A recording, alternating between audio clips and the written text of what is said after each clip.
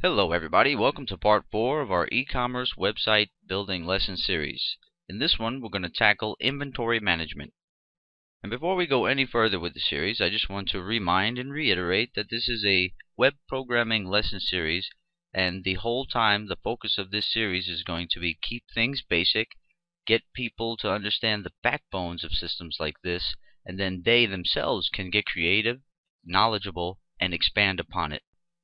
Okay, now with that said, let's continue. Okay, here's my inventory that's going to serve as dummy data for my store. You'll notice that each one of my product images is the same size and aspect ratio. When we last left off, we successfully created the admin area index page and the admin login form. So on the index page, when the admin is logged in successfully, we give them a link to a page called inventorylist.php. So let's just take this index page, file, save as, inventory list _ list.php. It'll have the .php extension already. Save. And now we have a page called inventory list. So we can go into the code view of inventory list now and change the title tag to say inventory list. And in the top of the page where the code is that was on the admin index page, you pretty much just want to keep that there. You could also take all of this code and put it into an include file or an external class file and use it on multiple pages, but since I'm not going to have too many pages inside of this lesson series, I'm just going to keep it all in the respective pages. But you can choose to externalize this code by creating either a PHP class file, or B, creating a PHP include file where this code would be included. But like I said, I'm leaving it on the page because it's just fine. Let's get this down so you can see the code more. So on my inventory list page, I'm keeping all of that code exactly how it is because I want to make sure this person's logged in as session manager. I want to gather their session ID, manager, and password variables, and I want to query the database using those variables to make sure that this person is allowed to be in the system. Take note that we are connected to MySQL in this section, and we also session start. So I'm just going to collapse that. Keep things neat. Now, right under that existing PHP code block, let's put a new one. Couple of line breaks in there, and let's create a variable called product list. And this is the variable that will hold the whole list after we query it out of the database of all the products in our store. Right now we're just going to initialize the variable by claiming it as empty, but it's initialized. Now we want to put an SQL query, and that's going to query the database to select all from the products table. So it's going to select all fields from the products table. Now we simply count that SQL query output result set. So the result set of how many items it gathers we'll put into a little variable that's a number. It'll be product count. Now after we gather the count, we say if the product count is greater than 0, that means there are results and there are products in the database. We're going to output them. Else, we're going to output a message within the product list variable that will make the product list output say you have no products listed in your store yet. So here in the if part of this statement, we're saying if the product count is greater than 0, then we definitely want to output a product list from the database. So let's put in the while loop. Now with the while loop in there, we can access all of the rows that come out and each field in each row that we want to access. And we're going to compound that into a product list variable, which will make each one a line. You can see in each one's output I have a line break, and all I'm outputting right now is the ID variable coming out of each row. You see I'm accessing each row's ID. So each product's ID is coming out right here, and I'm putting it into a local PHP variable called ID, and I can output that in my product list output.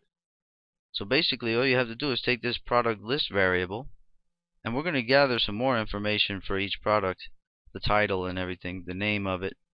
But right now we're just going to test by getting the ID out, making sure. But at this point we have no items in the store, so it's going to say you have no products listed in your store yet, guaranteed, when we run this script the first time, if there's no products in your store. But once you put the first product in your store, this part of the statement will execute and give you output result. So down in your body section, you just go in, design view, find a nice spot where you want to put it. Let's just make this say inventory list. And where these links are, let's remove those. Let's go into code view, and right between this, now you don't even need the p tags. You can just put that variable name, put a semicolon, highlight all of it, go up to PHP, echo. And there you go. You're echoing out the product list, however many products there are in the inventory. And each one will have a line break. Now if you don't know about loops, loops will iterate over an array of data to make each one output if you need to within the loop. And since when you query a MySQL database, you get an array, we use MySQL fetch array. So in design view, we have something that says inventory list, and then you'll have your list output right here. But on this page also, since I'm just showing the basics, I'm going to make this whole system very, very basic. And maybe above this div right here, I'm going to have another div that's aligned to the right over here. And I want it to say big plus sign and have it say add new store item. Alright, so let's highlight that div, since we want one right on top of it. Highlight it, go into code view. You can see the div is highlighted for us. Let's go right above it, put in a new div. OK. Remove that. Div, align, right. Give it a style, and go to margin right 24 pixels, or maybe even a little more, 32 pixels. Now let's look in design view. And since we have nothing in that div, we can't see it. Let's put something in it. And there it is. Now when I type into it, let's put a plus sign, add new store item, or add new inventory item, whatever you want to say. And that, you're going to make a link. That link is going to go, it's going to be an anchor tag actually. It's just going to be an anchored link to this same page. Under this div, we're going to put a form. The form is going to be for adding new items. So anytime, even if this list is very long, this inventory list, maybe it gets up to be 20, 50 items in there. At any time they can click this and it'll shoot them down to the form on the page to be able to put a new item in. But if you want to make yours a little different, you can make this a link to another page, which is all the page would only have a form for adding new inventory items. But since I want to keep my system basic and lean, I'm going to put it on this same page under the output list.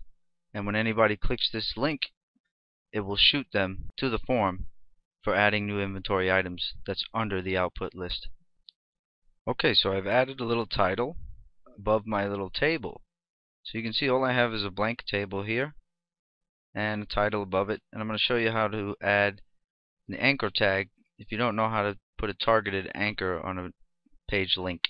If you happen to have a long page that might have data that's vertically way down on it that you want to make links to certain target areas on that page, that's what we're going to show you real quick. So I'm going to click right here by this H3 tag, go into the code view, and right above that H3 tag I'm going to add this, which is an anchor with a name of inventory form and an ID of inventory form. Now all you have to do is go to your link, highlight it, go into your code view, and the href, give it a value of this page, inventory list.php, with the pound sign, and then go to that targeted anchor. that we put in right here. See it? So that'll make the page snap into view for this targeted region when the user clicks that link. Now I'm going to wrap an HTML form around this table. I'm going to go into code view. Right here I'm going to pop in a form tag. Action is going to be this same file, inventory lists.php.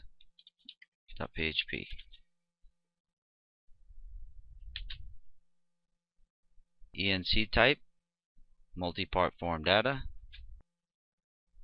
Name could be my form. ID is also my form.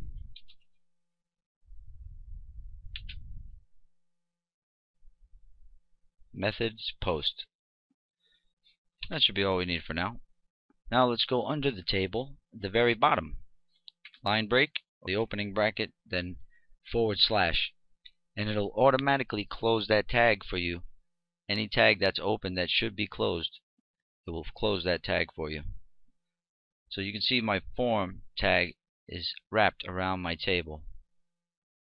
You see the red line going there. Now all I have to do is put my form elements inside of this table to have a nice organized little form. And since I showed building the form in the last one, I won't show me constructing this form here, but I'll show you the result of what I create. Okay, so you can see I have my add new inventory form all set up, and it has 1, 2, 3, 4, 5, 6 fields of information that are going to be sent through. Let's go into the code view. You can see within that table are all the fields. Each field has a name and ID.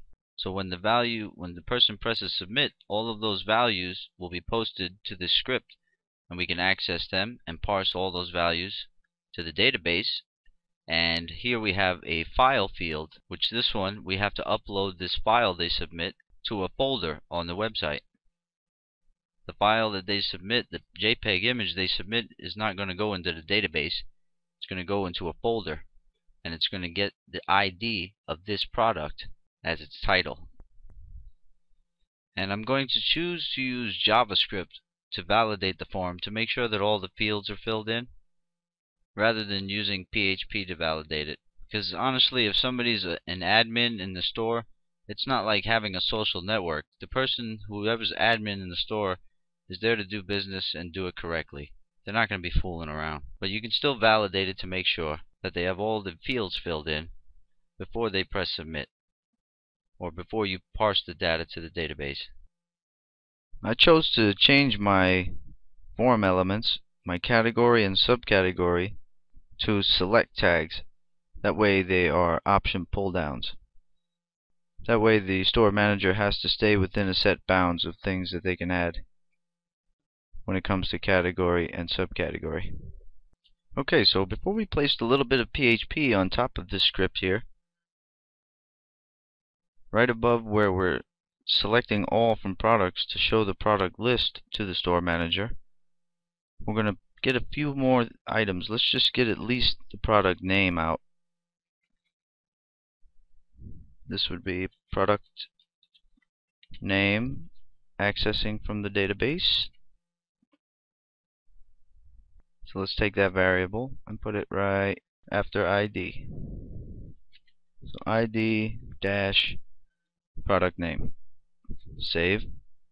I'm just going to take this, and you're also going to add more things to this output, this product output list. But just for testing purposes, let's go ahead and collapse that down. Now, right in between those two PHP blocks, we're going to add one more. And remember, this top PHP block was the one that checks their session and makes sure they're supposed to be a store manager, just like we had on the index.php page of the admin section. So right in between those two PHP blocks, and let's write a note in this one to ourselves. This block grabs the whole list for viewing. Now right in between those two PHP blocks, you put this PHP block. which you don't have to have yours all blocked off. It could be one giant PHP block. But I'm just, for demonstration purposes, I'm going to keep my blocks separate. So what this block is going to do is error reporting. Since your scripting is getting a little more complicated, you might want to know if anything's wrong in your script. So if you run these two lines in your script, they'll show errors no matter what you have claimed inside of your PHP ini file on your server. Because some servers are set up, the PHP ini file is set up to suppress and not show errors. So this will force errors to the page if there are any. Let's go ahead and collapse that too. And you can put that on any script that you like, that you have that's a PHP script, if you want to check them. Now we're going to pop one more PHP block in here, right under where we're doing error reporting, and right above the block that grabs the whole list for viewing. And this one, it looks about, let's see, it goes from line 28 to about 48. So it's about 20 lines. And what this does is, let's go ahead and collapse that, make ourselves a note. I'll show you that code in 1 second. Parse the form data and add inventory item to the system. So this little code block that I have here is responsible for parsing the form. Once it's all filled in, it uploads the picture to a folder that we're going to create in 1 second. Right when I explain it, I'll create the folder, and you'll want to create the folder too. Alright, so the first thing that happens is we have an if condition, which all of this code is wrapped in that if condition. And what that if condition states is, if is set post product name from the form. So if the form button is pressed, we're going to parse the form. This code will not run unless that form button is pressed to post the product name field to this script. So this if condition makes sure that somebody has pressed that submit form. These next 1, 2, 3, 4, 5 lines, they gather the posted variable from the form. Inside of that, we're using the MySQL real escape string function to cleanse the data. It's a way to filter your data before you send it into a database. And remember, in this first PHP block up here, we are connecting to the database right there. So to use that function, MySQL real escape string, you have to be connected to the database. If you weren't connected to the database and you ran this PHP function, you would notice an error. Now, since we're gathering all the posted variables from the form, we cleansed them there, we have them all set up nice in local PHP variables here at this point. Then we see if that product name is an identical match to another product in the database. So we select ID from products where product name equals this product name that the person is trying to upload. Limit 1. Then we can run MySQL num rows to see if there's a product match in that name. If there's a product match, the value of this variable is going to be a 1. So we just say if product match is greater than 0, so if it's a 1, you echo out, sorry, you tried to place a duplicate product name into the system.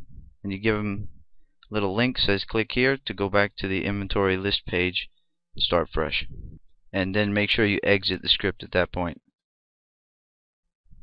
Because further down in the script, if product match equals 0, then you can keep processing the script. But if it's greater than 0, you want to echo out a message and exit. So if the product match is equal to 0, which it should be to successfully upload something, that means no product name has an identical match, then you can put this item into the database, into the products table. So you SQL query insert into products, product name, price, details, category, subcategory, and the date added. Those are the fields that we're going to fill with the values of product name variable, price variable gathered from the form, details variable gathered from the form, category and subcategory that the person typed in, and now. What now does is it adds today's date to a date field in the database. And then you can claim or die with the MySQL error as an argument in that function. And if anything goes wrong, you'll see the die function output. Then the next line, we can gather what that product ID was by using the MySQL insert ID function, which will let you know what the auto-incremented ID is for that item just placed in. You can gather that into a variable. Then you claim a new variable called new name is equal to product ID.jpg. That's going to be for when you move the file that they upload, which is the JPEG image. That's going to be the product image. So you move uploaded file, and you gather the file by using this information, file field, temp name, and files is a global variable. You can read about global variables at developphp.com.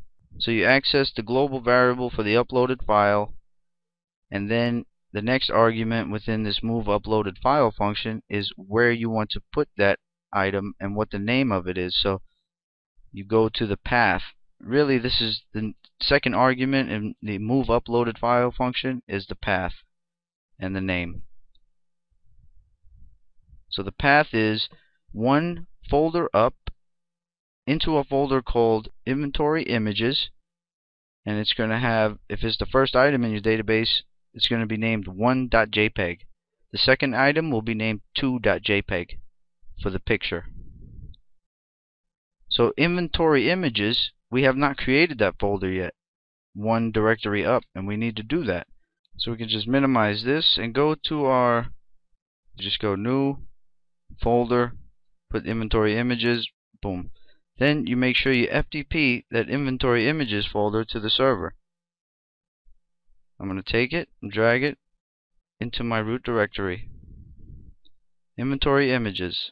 I'm going to go back into the store admin folder here, and store admin folder on this side, and upload inventory list now into the store admin folder. Now remember when I mentioned having JavaScript in place on this page to validate this form to make sure that the store manager doesn't leave any of these fields blank? Here's the tutorial for that. Right here, validating HTML forms before processing to a PHP script. And this is in the Learn JavaScript section. You can click here, Learn JavaScript. And right here, examples and common webmaster uses, validating HTML forms. And that's how you apply it. I have a little example script showing you how to apply form validation using JavaScript to an HTML form that you have on your page, which is what we're using on this inventory list page. That's a simple HTML form that you can validate using JavaScript. And I'm not going to put it in place because I already made a tutorial all about validating using JavaScript over here, so I'm not going to waste my time. If you want to apply it, you can. You could also choose to use straight PHP to validate the form within your parsing mechanism. Right here, you would add a little bit of code to see if any of those fields are empty. If those fields are empty, you echo out a little error message and you exit the script.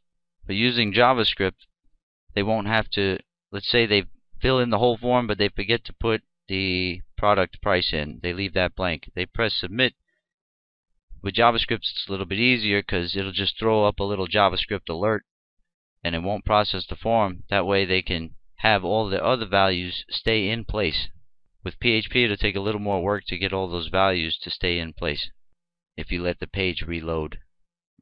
So using JavaScript is a little easier because the page doesn't reload before it checks. Alright, let's collapse this parsing mechanism for the form.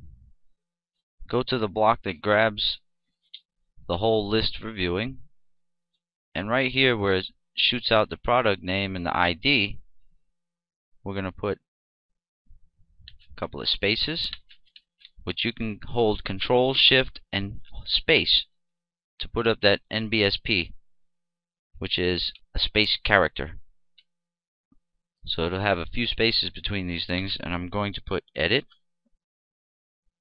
and then another space, another space. Actually, I'll put a bullet there, and bull. That'll be a bullet symbol. And I'm going to put delete. Make them links by going up to common, hit the link symbol, OK, and let's make these single quotes so we don't have to escape them. And let's not put any, we're not going to put any value into that link just yet. Okay, let's do the same thing for the edit word. Make those single quotes so we don't have to escape them with the backslash. Now, save. Now when you're at inventory list, you'll see edit and delete now for each inventory item that comes out of there. And you can also get the date. You can access the date. Here, I'll put that in right now. To get the date, let's just pop this line in. Make sure we're getting the row date added. Let's remove that. Grab that. There. Row date added. And we use the string to time and then the string f time functions in PHP to format the date to look the way we want. So date added can go right here in the output, the product list variable output. And with that period there before the equal sign, that means it'll keep compounding values. It'll append to that variable. So if you have 10 items, all 10 will be there, packed into this variable. So the date, let's put the date, and you can order this by the date if you want.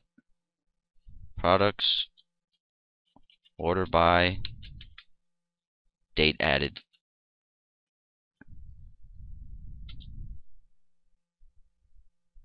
Ascending or descending, whichever way you want. That's ascending and this is descending.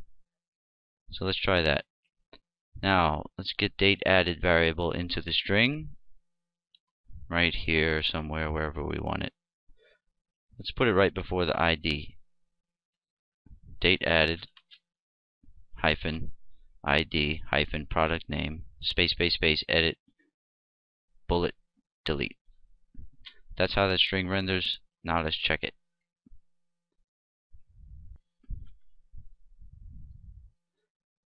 And see, you can configure these any way you need to. This inventory list output line to have any information you want in it. And this can actually be a link to the product page.